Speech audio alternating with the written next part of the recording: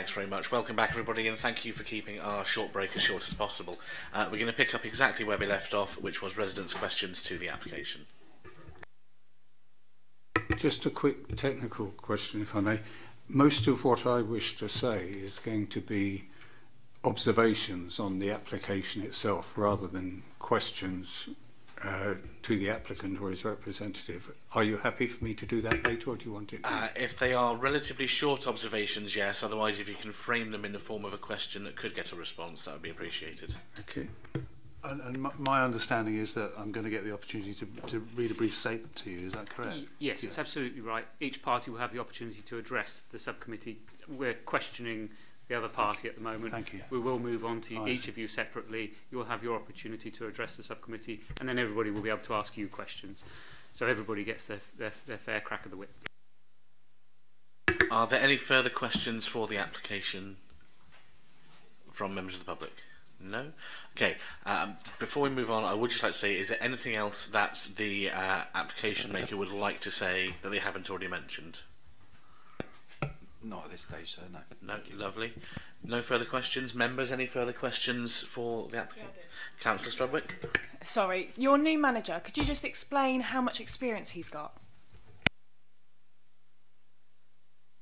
My apologies. Yeah, his name's Fabio Mazzoni. He has a number of years' experience. He's worked in the city of Portsmouth for the last sort of 5 or 6 years, I believe. He's a DPS licence holder. He has been a DPS in the city with no issues on his last DPS, and yeah, he's a very experienced operator. Has he got experience both of operating dry and wet trade? Absolutely. Fantastic. Very good. Thank you.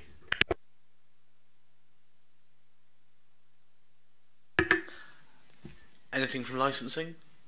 No? Lovely. In which case, thank you very much. We will move on now to the case that the residents would like to bring before us. Will all three of you be speaking in this section? You are entitled to. I just want to check. It's probably going to just be two of us. Okay.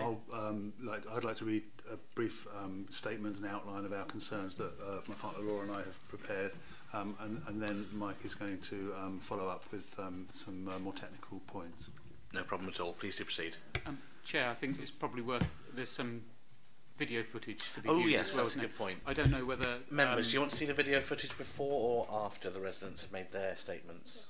I don't know if the residents have a view as to whether they would like it to be viewed first or after you've made your points. It might make sense to view it first, and then, and then you can talk about it after. Thank you. Lovely. Rocky, is that something we can pop up? No problem at all. Do we need to pull blind or anything? No, it's going to have to be off my laptop. Okay.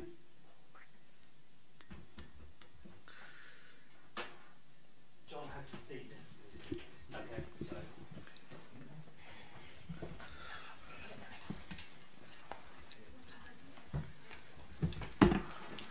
Sorry.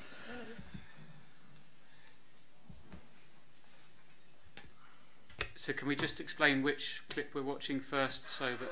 So this is the first clip taken from across the road, and it shows the people outside of SBK.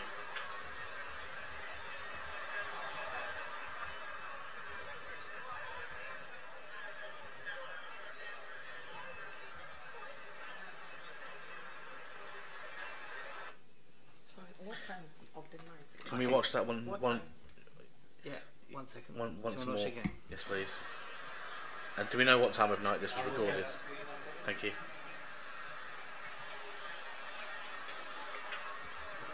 So there's door supervisors there.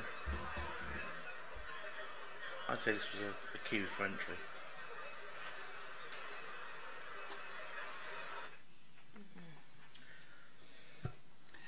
Are you, who was it that satisfied you understand which clip is being viewed by... No, okay. I think what we'll do is once you've seen it a couple of times and you're satisfied, pass it over. So yep, absolutely. And then And the second one. And also to the applicant's solicitor as well, so that they're aware of precisely what you're seeing. Yeah.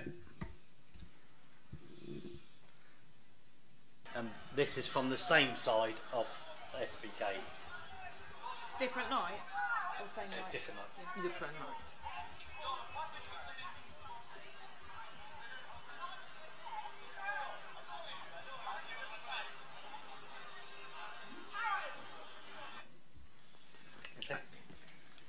please. Yes, please.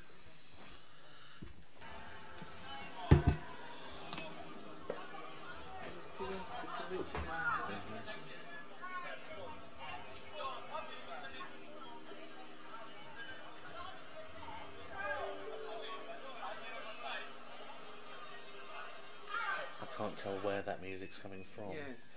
But it doesn't appear to change when the door didn't open and there was no change, so...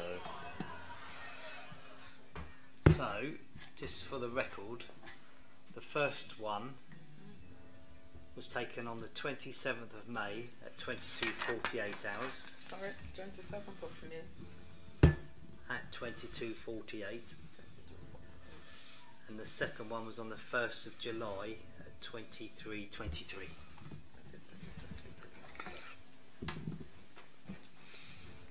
Just check what days of the week those were.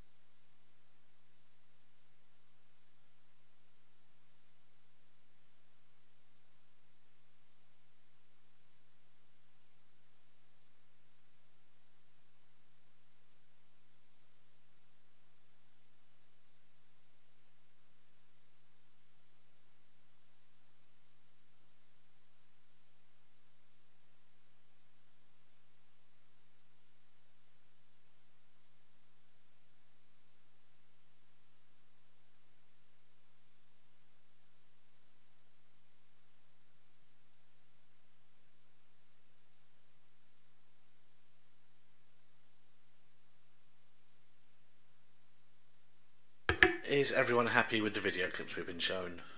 Well, happy that you know what we've seen. Yes. Okay. There is another video that was sent in by Mrs. Fricker that hasn't been shown. I don't know whether Mr. Stone can find it. It's more audio than anything. It's a lot of screaming going on. It was taken from within her bedroom shortly after midnight, and while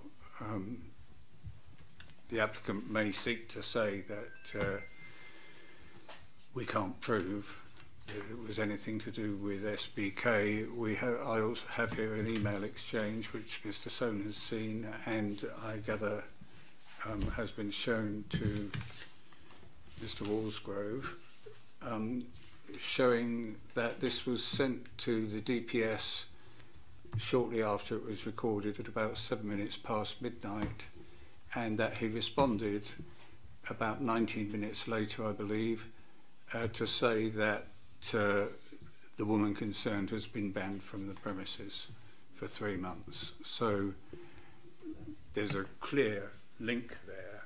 I'm afraid I was only given the email about 3 minutes before coming in, so it's not something which can be admitted. Well, I appreciate that point. Mr. Stone, well, can you just let me finish? Mr. Stone advised me there was a third clip which he had determined couldn't be put before the committee because literally it's a mobile phone recording behind in someone's room where the curtains or blinds are drawn, so you can't actually see what's happening. It's a scream of a woman.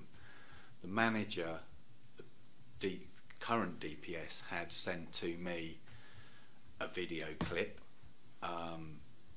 which was exactly as described by Mr. Stone, of someone in their bedroom or room with the blinds or curtains closed and a woman screaming.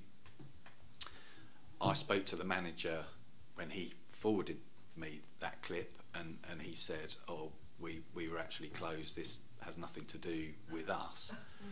But I'm just recounting what my instructions. I don't need any accompaniment from those at the back of the room. So I had assumed it was that video. There seems to be some confusion whether the clip that Mr. Stone has is the same clip that I was sent by the manager. There's also considerable confusion about whether the email that has been produced is in fact from our manager. I query it because there's a question over the date it was sent, and there's a timing where it says CEST, which apparently is European time or something, which if it had been sent from the manager would not have had that time on the email. So there's discrepancy over whether it's valid anyway, but in any event it was produced too late, it can't be admitted, so I'm asking you to exclude it. Chair, by the sounds, the video clip, and I'm just running through this, please correct me anybody if I'm wrong with my understanding of the chronology of events. The video clip was submitted by residents in support of a relevant representation in advance of the hearing, with an indication that they would wish to rely on it at the hearing. The licensing officer has viewed it and considered it to have potentially little impact in terms of the decision making today. However, I would suggest, my advice would be that the decision as to whether or not it's admissible and or whether you take it into consideration, or the weight that you wish to attach it, is a decision for yourselves. I appreciate what Mr. Walsgrove is saying about not having had any notice of the evidence being produced or relied upon, and perhaps not even having been served with the particular evidence.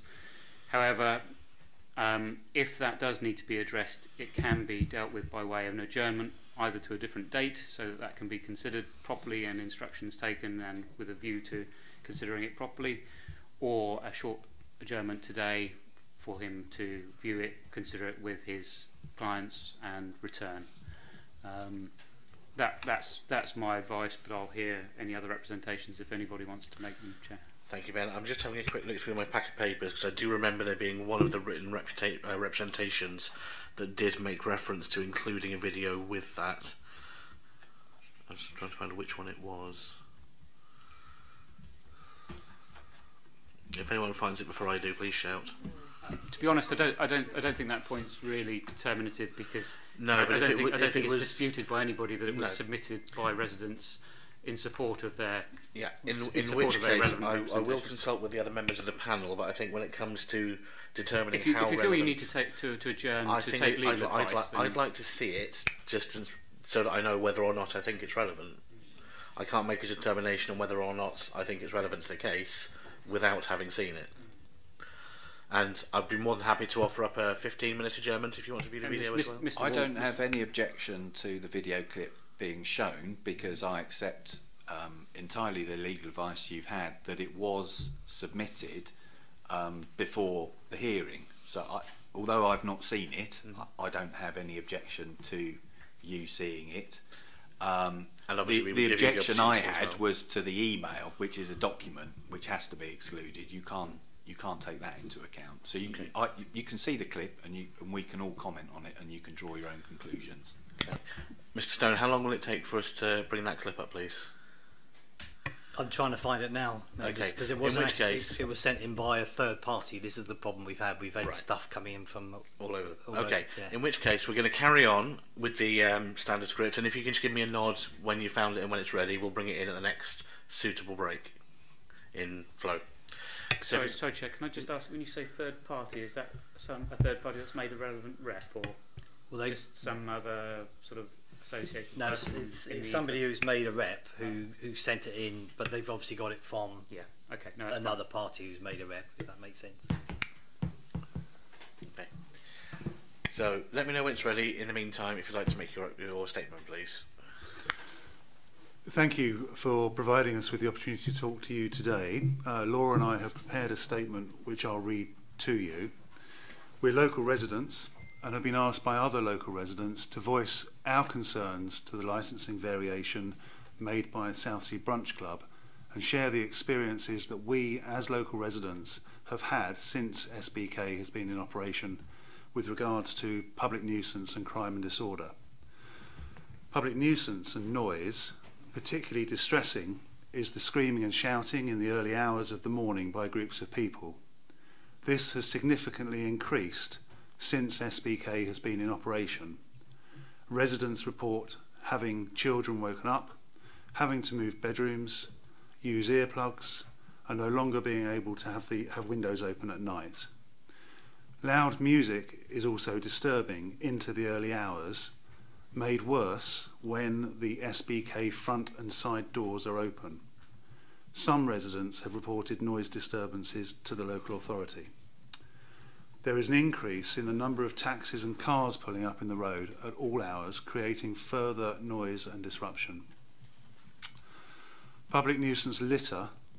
Since SBK has been operating, there has been an increase in cigarette butts, disposable vapes, broken glass, beer cans, condoms, sanitary items and chewing gum on the streets of Elm Grove and St Peter's Grove.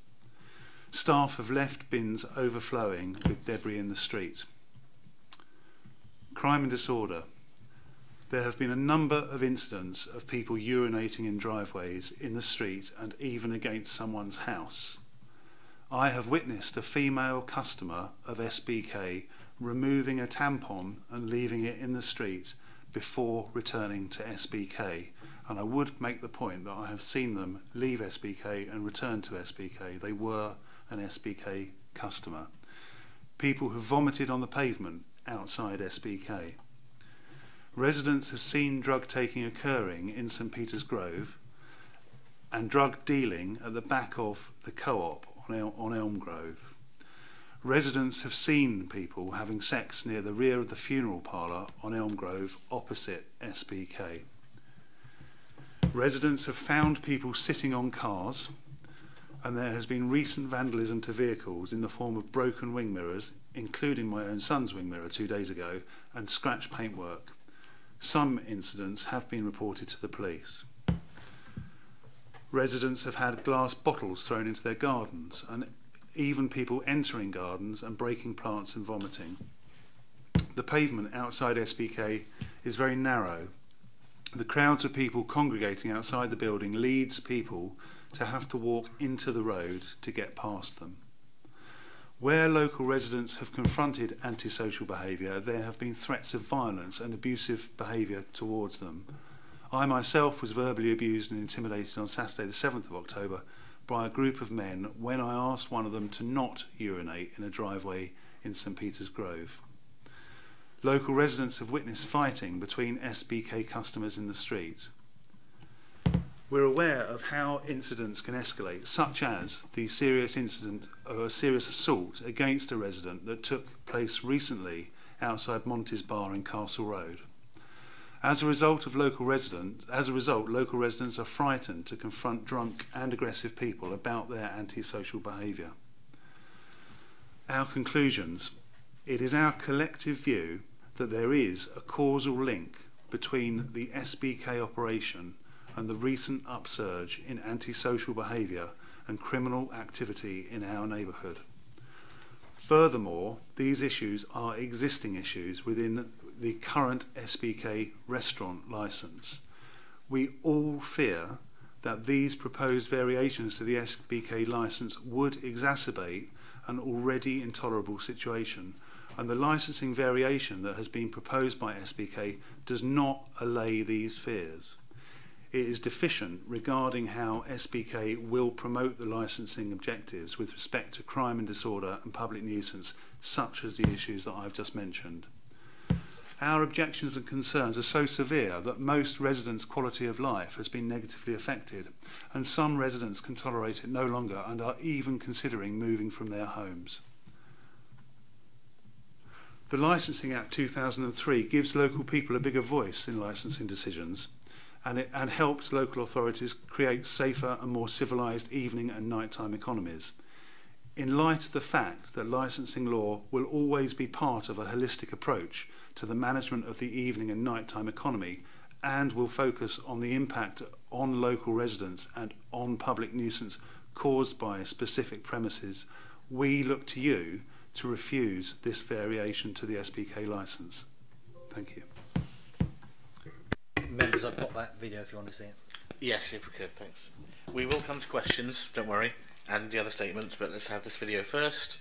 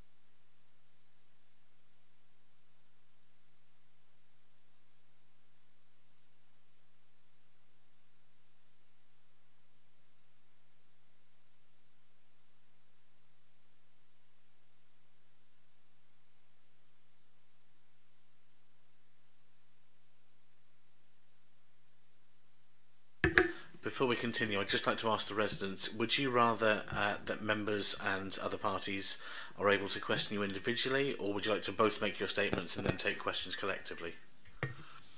I haven't consulted, but my view on this is that our points are probably going to be quite different, and my feeling is it might be, if there are questions regarding this, then it might be useful to hear them now. Okay, we will take them separately then. Is that okay with you? Okay. Members, do you have any questions regarding the first statement from the residents? So do you want me to ask the residents something? If you have questions to ask, please do. Yes. Relating to the statement that was just given. Okay, not the first one. Okay. And no, I don't have any questions either. Do the applicants have any questions for the residents? I don't, but I guess I should stress that doesn't mean I agree with what was said, but he's put his points clearly. I have no questions. Thank you. Anything from licensing? Okay, and then we'll move on to the second statement, please. Thank you. Before I start, just a little background to that last video clip you heard. It was recorded by my sister-in-law in her bedroom. It's only the audio that is of any importance. She lives in St Ursula Grove. St Ursula Grove is opposite number 18 St Peter's, so you go 9 houses up St Peter's. She lives in number 10 St Ursula Grove, so she's 5 houses along. So that hopefully gives you some idea of the distance away. And as I say, there is this email which Mr Walsgrove has seen, and I take his point. He's raised the point about the timing. CEST shows on all of the emails that we've received from the DPS. It stands for Central European Summertime and is 1 hour ahead of our time. He raises the point that that wouldn't be on there, but as I say, it's on all of the emails that we've received from Sam, the outgoing DPS. That's all I wanted to say about that bit.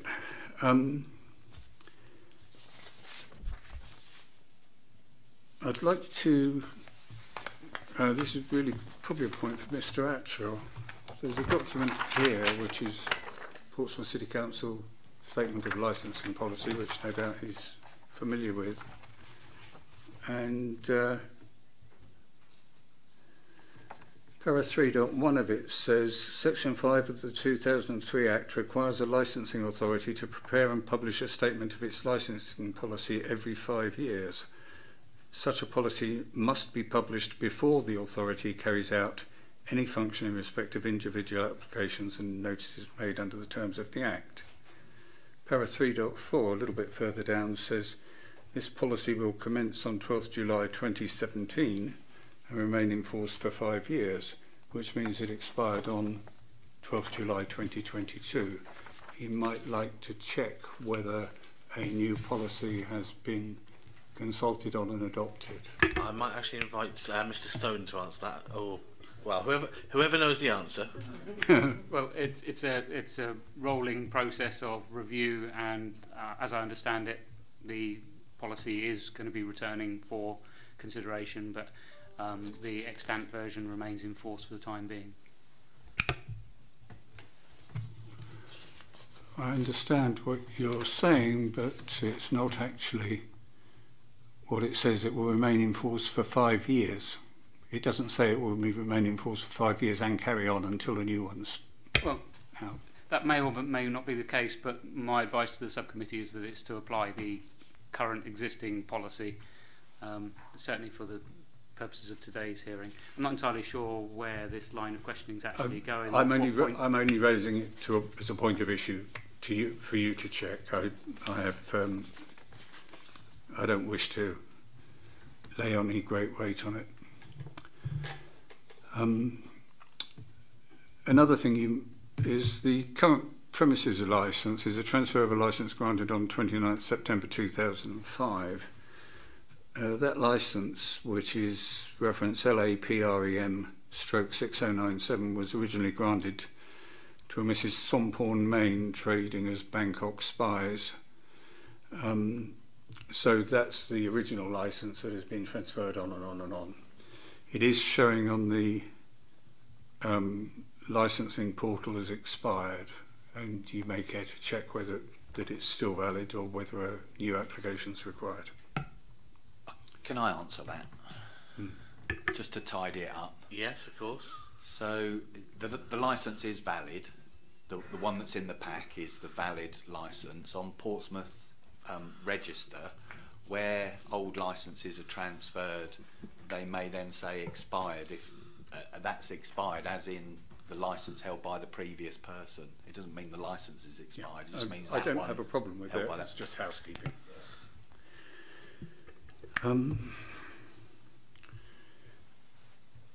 Right, on page 31 of the document pack, it's to do with the CCTV, I believe. Yeah. The applicant seeks to remove condition 2 of Annex 2 on page 31 and replace it with alternative wording. The effects of allowing this would be far-ranging. The existing condition requires the CCTV to be fully operational whilst the venue is open to the public. That is to say, the venue cannot open without fully operational CCTV. The applicant wants to replace this with a recording CCTV system will be installed and fully operational at all times. All equipment subject to breakdown, in which case the venue shouldn't operate until it's been returned to service. The committee can't rely on the applicant's statement. The existing statement is absolutely clear, and I see no good reason why the change should be allowed.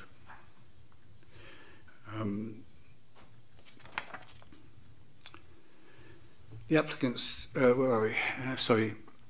seeks to remove the requirement that the recording equipment should be stored and operated in a secure environment with limited access to avoid damage, theft, unauthorised viewing, and maintain the integrity of the system. Obviously, CCTV images are fairly sensitive under the Data Protection Act. It also says a record should be kept of any access made to information held on the system. These are all requirements of the Data Protection Act, and there's no good reason to remove them. The applicant seeks to remove requirements for staff training. Again, that's a requirement of the Data Protection Act. He seeks to remove the requirement for a simple operator's manual to be available and for the regular change and replacement of tapes if used. Again, no case has been made for removal of the condition. Section 2312 on page 20 of the Council Statement of Licensing Policy in relation to conditions requiring the use of CCTV includes: the licensing authority would wish to ensure that the precise location of cameras are identified on plans to ensure that certain areas are properly covered and to avoid any uncertainty or dispute as to the terms of any condition imposed. The plan that's attached to the application does not include the location of any cameras. Mr. Stone doesn't appear to have picked up this discrepancy in his report. To operate a CCTV system, it requires registration of the premises with the Information Commissioner's Office. I've searched the register and there is no such registration for these premises shown. It's also a legal requirement that people are informed that they may be recorded by clearly visible and readable signs. No such signs are visible either inside or outside the premises. This indicates a disregard by the applicant of his responsibilities.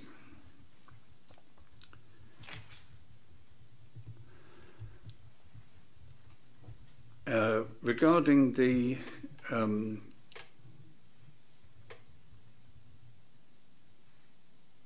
reduction in the number of restaurant covers, as I've already said, the replacement wording is for 70 seats. Well, 70, as I've said, 70 seats could be 70 chairs stacked in a corner. They don't have to be places where people can sit and eat.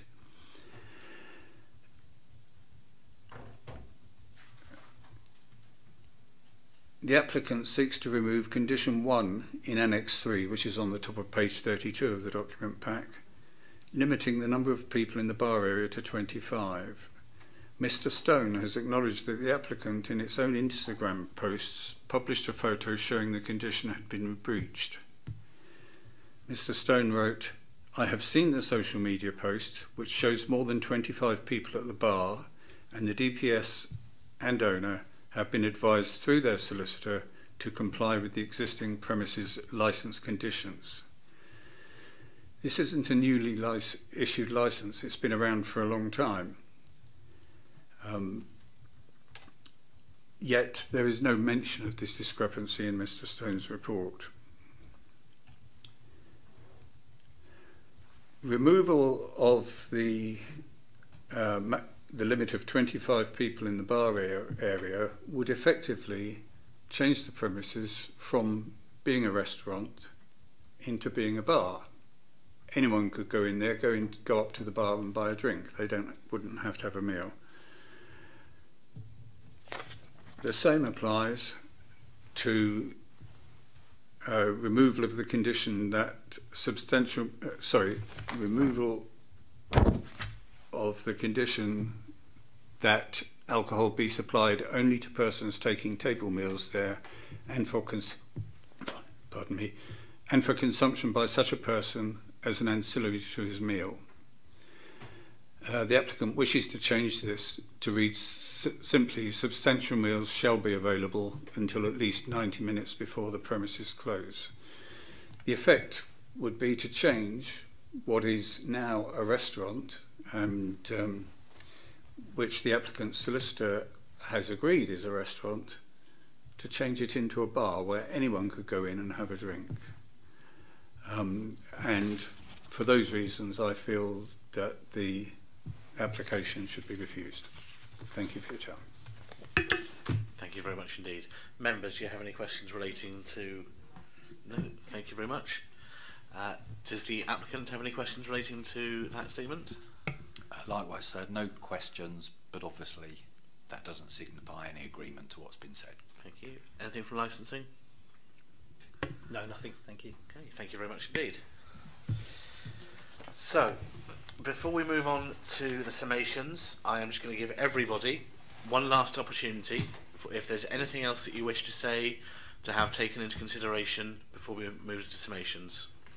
Has everyone had the opportunity to say what they want, ask what they want, find out what they want of anybody present? I do have one very quick question for the applicants.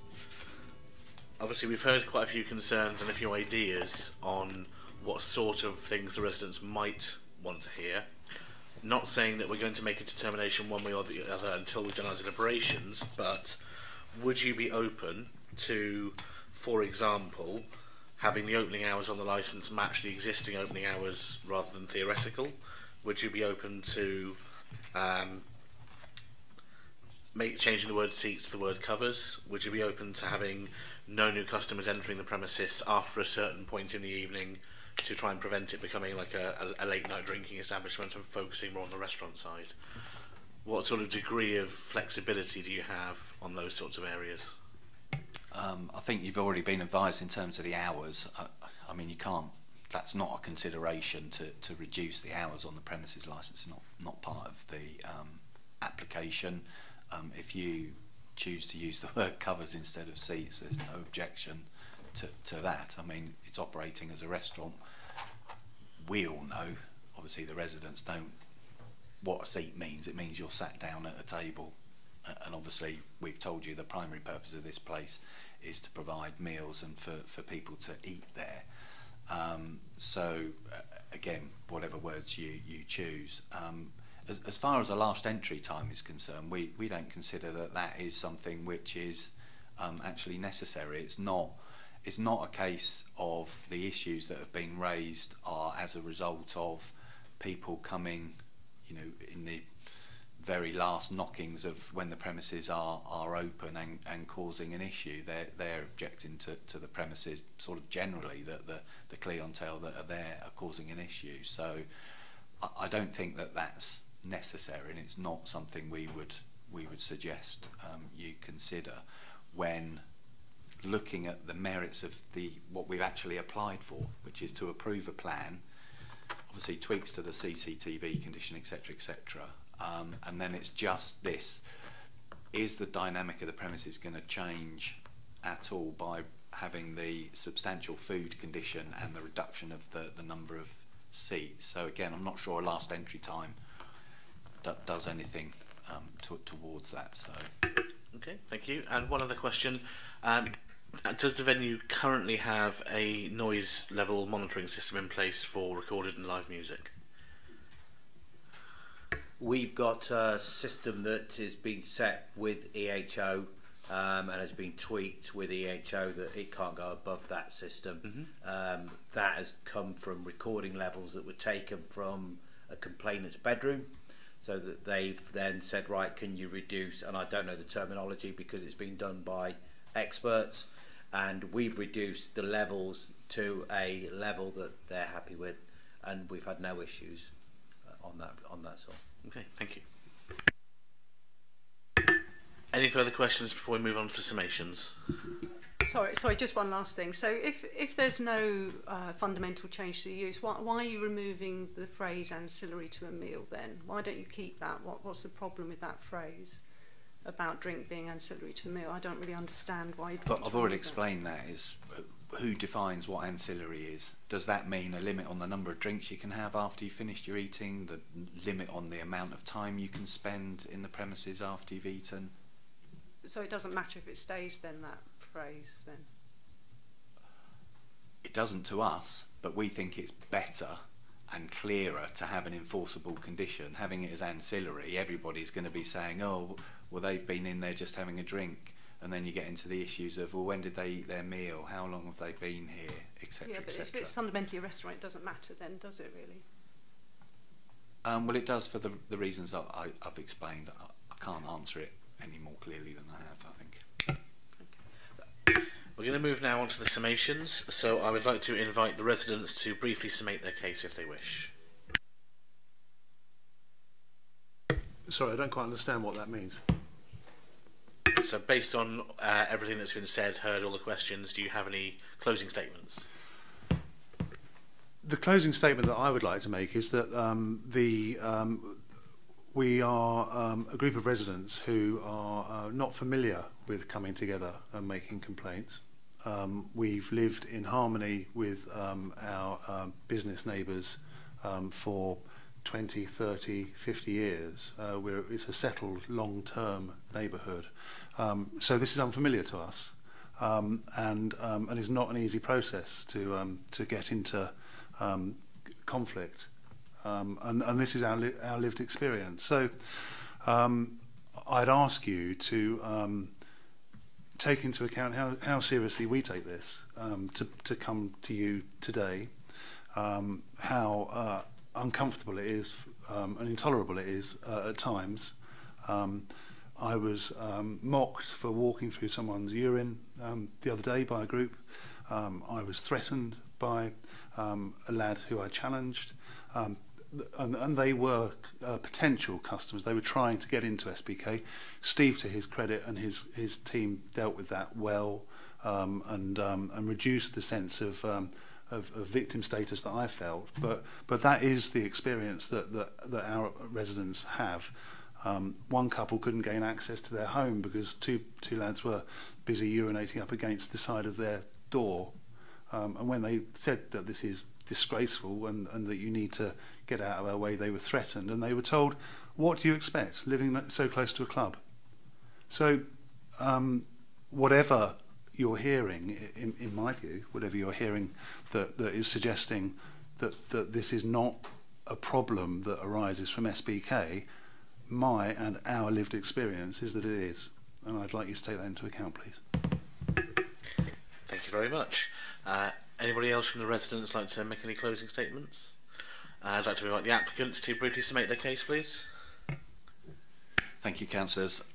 Very briefly, just like to remind you that the Environmental Health and Police did not make a representation against the application, and according to the guidance issued under the Act under Section 182, you are to look to the police, particularly as the experts on the issue of the crime and disorder licensing objective, and to environmental health in relation to public nuisance, and attach weight to what they say, what their opinion is, unless there is credible evidence to suggest that their opinion is incorrect. And we say that it's not, that you should attach weight to it. If there were the levels of antisocial behaviour and public nuisance that the residents have asserted, then they would surely have made an objection to this application, and they have not. It is a difficult decision for you because obviously there are two completely conflicting accounts of what is going on in the locality from us and from the residents. I just ask you to strike a balance between the needs of a business and its continued economic success and the needs of the residents. You've heard that Steve is going to play a much more proactive, hands-on role with a new management team at the premises, and has set out very clearly his intention to try and work with the residents to address some of their concerns, certainly in relation to any, what we would say, are more exceptional incidents of SBK customers causing any issues, and more broadly any wider antisocial behaviour issues that there may be. And I'm noting in particular here the issues of drugs, which is not an issue with SBK, but from my experience of other licensed premises, that is something which is happening in that area, not associated with licensed premises. It's a general problem that unfortunately that local community are having to deal with at the moment, and SBK are happy to work with the police and residents on whatever measures need to be taken to try and address that, because nobody wants to see that. It's not going to benefit my client's business having the reputation that nearby people are taking drugs. So I would hope, after having heard all you have, that you would be able to grant the application as we have applied for, But if you do have concerns, then obviously you need to just break down all the different elements of what we have applied for. So I did that for you at the outset in terms of the plan and then the separate number of conditions. My final point is just in relation to the CCTV. The CCTV condition that you're being asked to put on the licence, which is the revised one agreed with the police, that's the CCTV condition that's now going on every licensed premises in Portsmouth. It would be odd for you not to put that licence on. And if, to be honest, I can't off the top of my head recollect whether it mentions the things that the interested party mentioned, but he said all of the requirements that he said were missing are under the Data Protection Act, which I know to be true. You should know that under the guidance you're not supposed to add conditions to a premises licence where there's an obligation required of the licensee under another statute. So all the thing that the Data Protection Act requires us to do in relation to CCTV we are doing, and all of those obligations fall under the Data Protection Act. So if there is any element which is missing, it doesn't matter. You don't need to revise the condition because we're obliged to do it anyway. So I'll leave my submissions there, and thank you for taking the time. I know it's a difficult decision for you. Just want to emphasise Mr. Hudson's willingness to work with the residents, and during the break he will provide the relevant contact details for himself and the manager. Thank you very much. And I'm just going to double check with Ben. My understanding is correct that regardless of what is or isn't in a licence, anything which is part of a national law still applies. And also national laws override contract laws, so anything which is, if you have a clause in a contract or a licence that goes against the national law, the national law overrides it.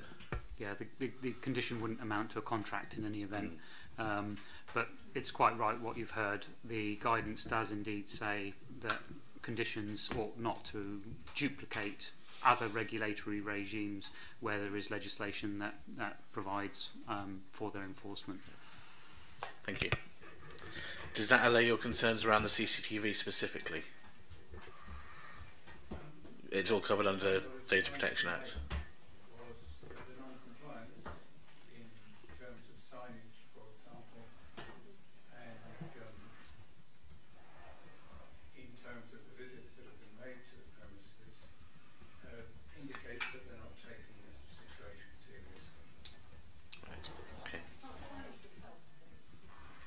Is there no current signage at the venue?